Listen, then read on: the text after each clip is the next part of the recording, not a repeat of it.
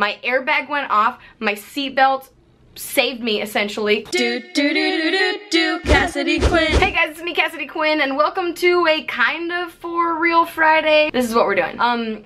Yeah, you can see from the title, I got in a really bad car accident last Thursday night on my way up to Seattle. And so I thought I would just sit down and talk to you about it, tell you what happened, tell you how I'm feeling, telling you how my body is doing at this point. And also, yes, I am sorry that, again, you're probably not surprised, I missed a couple of video uploads last Friday and Sunday because this happened Thursday night. I was fully planning on doing those other videos, and then this happened. And I've been wanting to tell you guys the story about what happened since it happened last week, but honestly, it took me a few days to be able to talk through it without getting emotional, and also my body is still in some pain, but we'll get there. So let me tell you how it went. I was driving up to Seattle in my car, which is a Prius, or was the car that I had, was a Prius, and I was driving on I-5, as you do to get from Portland to Seattle, and the only other living thing in the car was not a human, it was this dog, Waffles.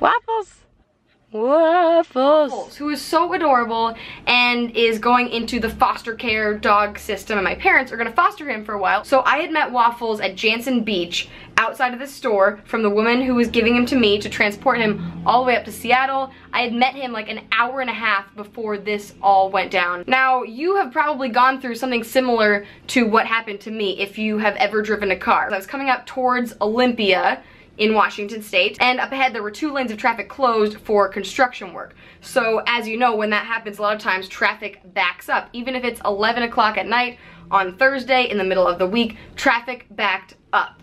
And it seemed to come out of nowhere, and all of a sudden all the cars were stopping, and I hit my brakes as fast as I could and tried to swerve to the right to avoid hitting the car in front of me, but I unfortunately could not avoid it, and my car just slammed into the back of the car in front of me. This all happened so quickly, but at the same time, I can see it exactly in slow motion in my brain, that couple of seconds of me slamming on my brakes, there's red brake lights in front of me, and I just hit this car. My airbag went off, my seatbelt saved me essentially, but cut into my chest. Luckily, little Waffles in the back, he was sitting in the back seat, he probably hit the back of the passenger side seat.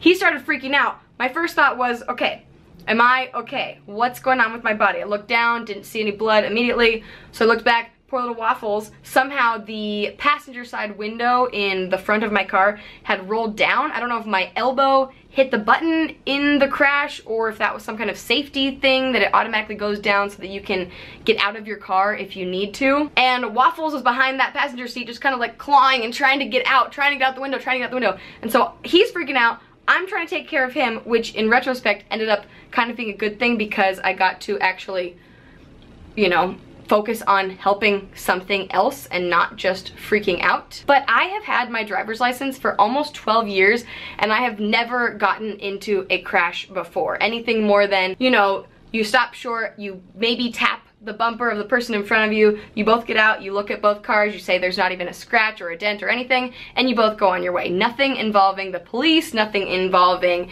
anybody being injured, nothing involving an airbag or anything of that sort. So this was my first time experiencing that, and I had no idea what to do. Luckily, there was a guy ahead of me that pulled over in his pickup truck who was a trained EMT, and he started helping. He let me put Waffles in the back of his car while I tried to get my stuff out of the car.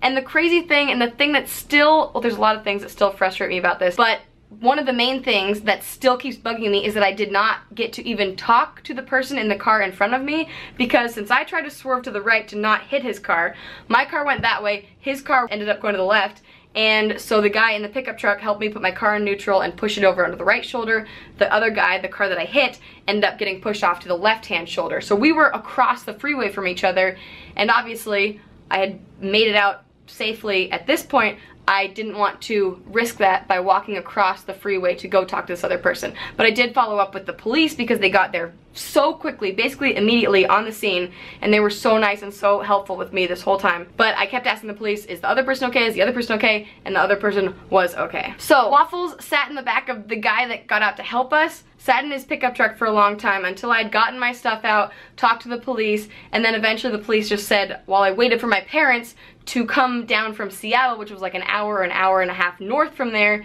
to come and get me, me and Waffles could just sit in the back of the cop car and hang. And that was so nice of them, and so nice to just like cuddle Waffles in my arm, because he just fell asleep immediately. He had been freaking out before, but once we sat down, he just fell asleep in this lady's arms who almost killed him, and who had just met him like an hour and a half earlier, and he was just so sweet and calm and wonderful. Sitting in a cop car is weird though. I don't know if you've ever gone through that. I hope that you never have to sit in the back of a cop car, but one thing I hadn't thought about is, number one, the seats are made of plastic because they're not really concerned about comfort when you're in a cop car. And number two, you cannot open the door from the inside. So anytime I thought, okay, I need to get out and do something, or get out and grab something from inside my car, the cop had to get out of the car, walk around, open the door for me. So thank you to that cop for many things, including letting me out of the car when I needed to. Anyways, eventually my parents got down there. My poor parents, thank you so much for everything. My parents, especially being up until like 1:30 in the morning when my dad had to officiate a wedding the next day, just to come and help me. And one really weird thing that I keep remembering is that as soon as the crash happened, it was so quick, and I was trying to figure out where did my phone go in this crash. I looked down at the floor in the driver's part of the car.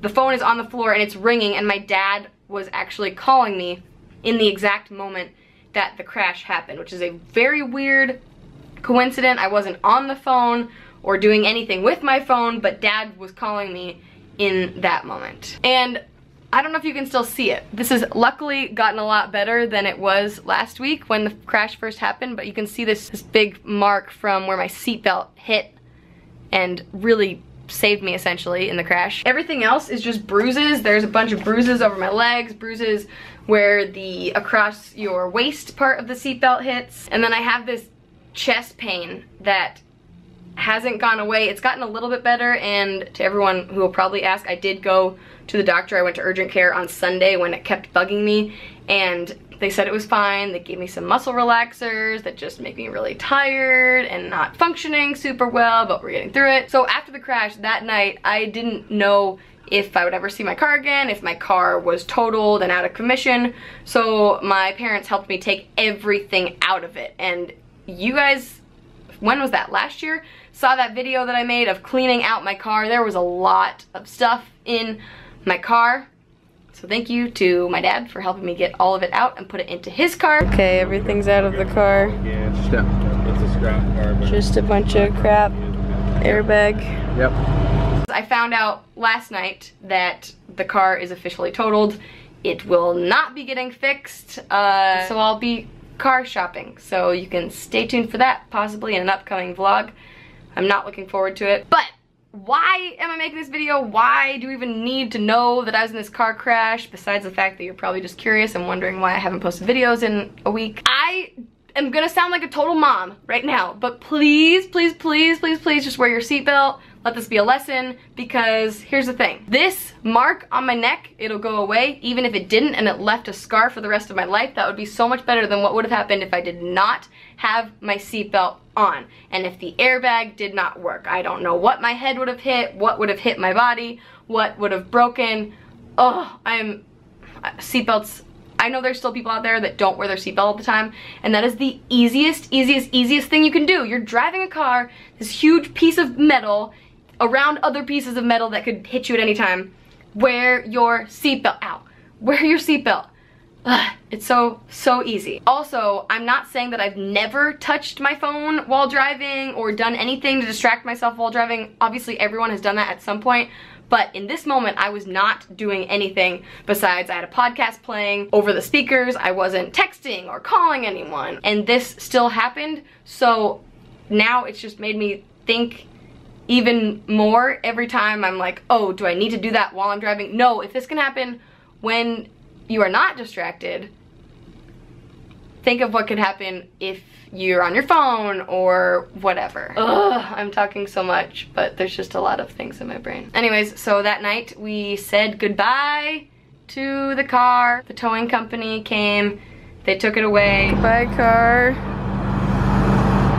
Is that everything I wanted to say? Oh, guys, I'm still in a little bit of pain, but I'm just so grateful that it is not worse for me or the other driver or cute little Waffles. So, yes, I hope you guys are having a wonderful week. And thank you guys for everybody who responded on Twitter and Facebook, leaving me the nicest comments and sharing your own stories. That's what's been happening over the past week. Our people, everyone's coming out of the woodworks with their own crash story. I hope you do not have one of your own. I hope you never have a crash story of your own. But if you do, or if you're gonna get in a car, just wear your seatbelt and get a safe car that has airbags and will protect you. And thank you to my wonderful white Prius, who was 11 years old, taken from us too soon, and sacrificed itself for the good of the human and dog. Thank you so much for watching. Please give this video a thumbs up for safety and just being okay and getting through things. Also subscribe to this channel so that you don't miss any of this, and I will see you this Friday. It's not gonna be for real Friday. It will be a video with one of my YouTuber friends, so stay tuned for that. Okay, bye!